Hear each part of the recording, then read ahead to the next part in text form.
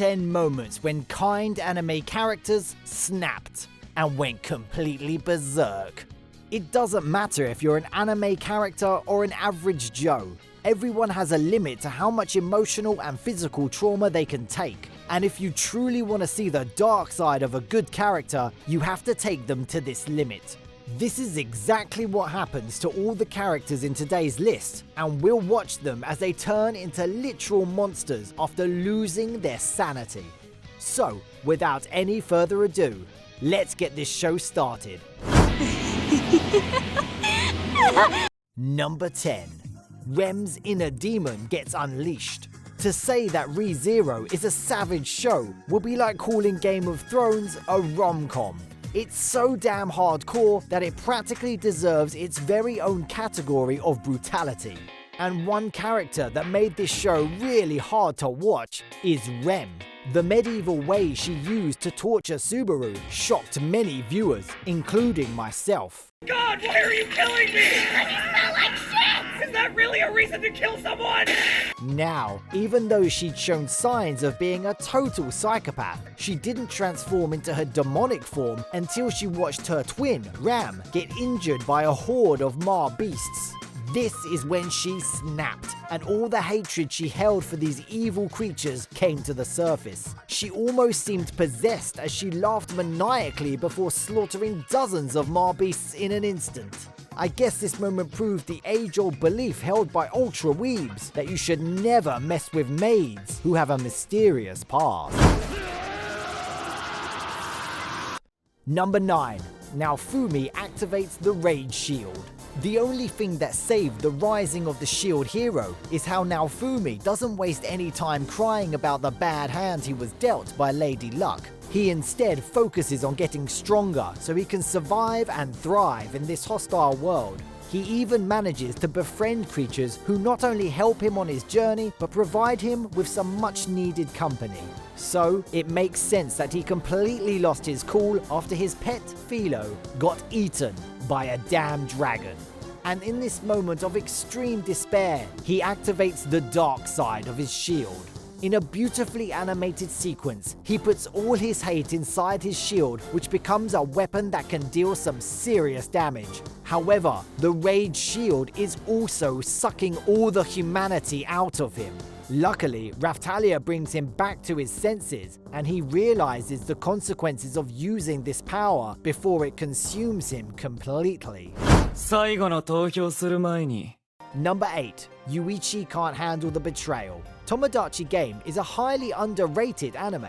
Yes, it has some bad dialogue and not the best pacing, but the premise and the twists are enough to keep you hooked until the very end. And one thing that makes it even more interesting is our protagonist Yuichi, who's considered one of the sweetest guys in his school. That is until he realizes that 3 of his friends are willingly throwing their other friend Kokorogi under the bus. Their callousness not only breaks his heart, but also breaks the wall that was hiding his sadistic side. And this is when we see that creepy smile of his that's become the most iconic frame of the show. From this point on, he becomes the incarnation of the devil himself, since he doesn't even flinch before committing horrible acts of physical and psychological violence against unsuspecting opponents. Honestly, you shouldn't even talk to him if you want to keep your sanity intact.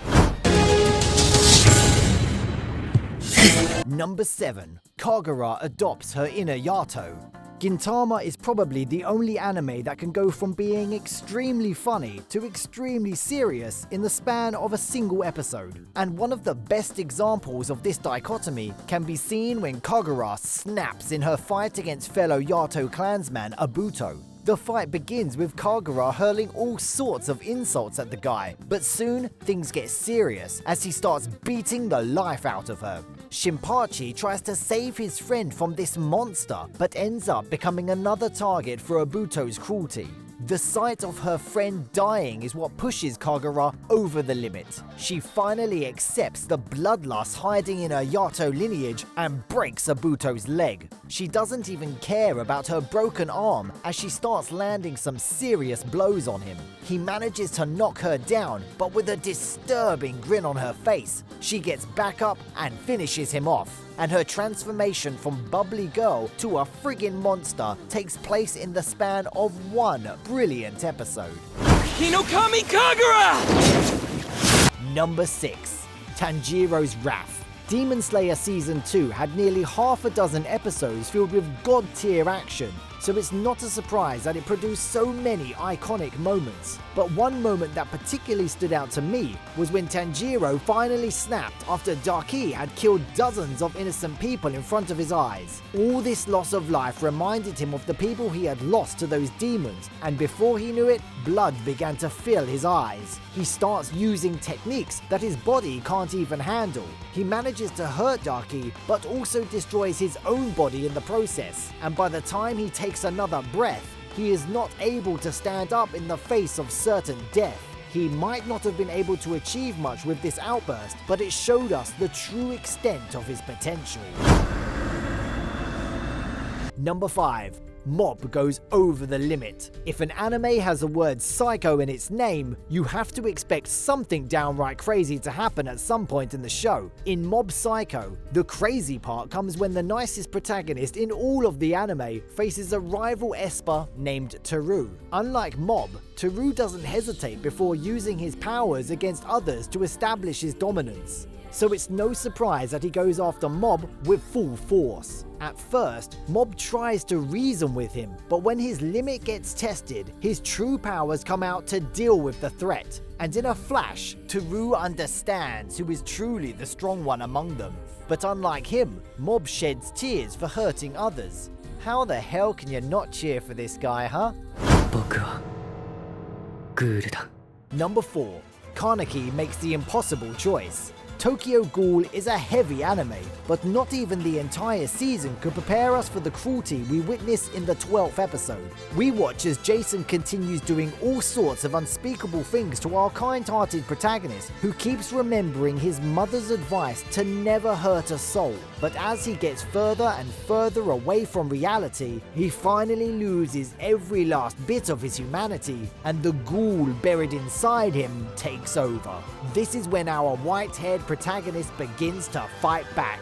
With the iconic OST Unravel playing in the background, we watch as he not only takes Jason down with ease, but makes him experience all the pain that he went through earlier. And by the time he turns Jason into a meal, we finally agree with him that he's not wrong, but the world sure is.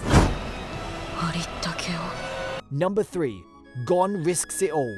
Chimera Ant Arc single-handedly forced Gon to understand the cruelty of the world. In a matter of seconds, he lost his beloved mentor Kite at the hands of Pito, whose strength was on another level. Even after witnessing this traumatizing event, Gon hoped that Pito might be able to save Kite due to her otherworldly healing abilities. His hopes, however, were crushed when she told him that Kite was gone for good. With teary eyes, this sweet kid decided to use all of the nen he would ever have to mature his body to its peak form. And using the oceans of strength he gained after this transformation, he took out Pito in only a few blows. He won by a landslide, but only after sacrificing his body and his ability to use nen. Number 2. Hyakkimaru feels the loss. Episode 6 of Dororo is among the most emotionally charged episodes in all of anime. We watch in horror as Hyakkimaru and Dororo come back to the temple to find Mio and the kids dying at the hands of some samurai. While Dororo runs to check up on fatally injured Mio, Hyakkimaru remembers how these people treated him like a human being. The sight in front of him brings tears to his eyes, and with a scream erupting from his mouth, he begins to slice the throats of the culprits behind this tragedy. He's so consumed by pain that he doesn't even understand what he's doing, and Dororo has to literally grab his hand to stop his killing spree. Now, before we talk about the number 1 mental breakdown on our list, don't forget to give this video a thumbs up and also hit that subscribe button so that you don't miss future videos. Number 1. Obito's Revenge.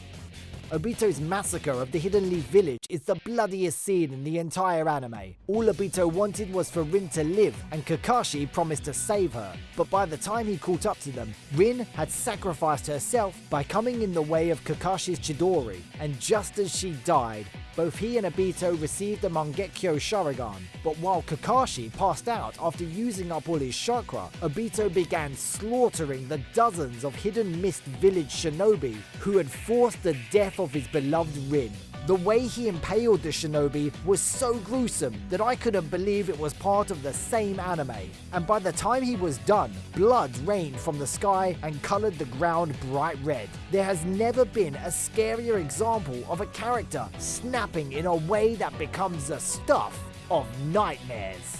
And that wraps up today's video. Do you agree with my list? Feel free to share your thoughts with me in the comments down below. Thank you for watching. I'll see you in the next one.